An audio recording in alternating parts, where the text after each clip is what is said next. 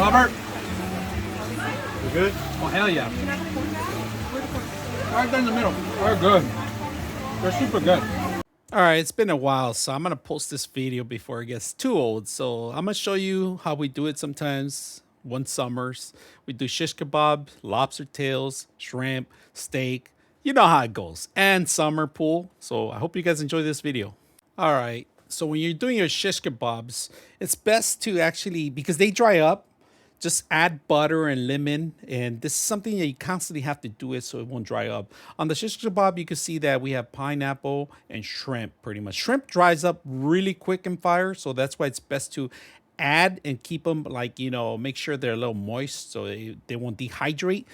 You want to make sure you do this constantly. And it just takes a couple of minutes because shrimp cooks real quick. Once it's done, you don't want to overburn it. So just make sure you keep adding that or your secret ingredients, whatever you want. It's up to you, but you could just do this and continue on the cycle until they're done. You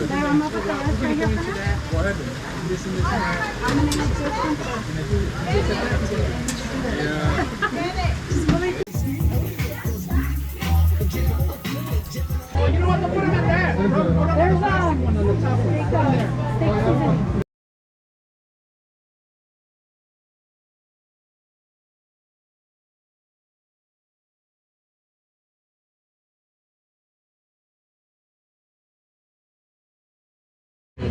Thank you. Yeah, she's kebabs. Look at the cook right here. Professional cook right here. Great job, Robert. Great job, Robert. Great job. Pedazo de carne? Allá están.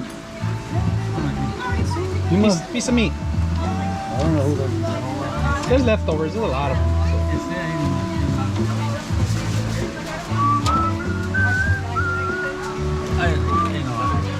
And then we grab one of these and we enjoy it.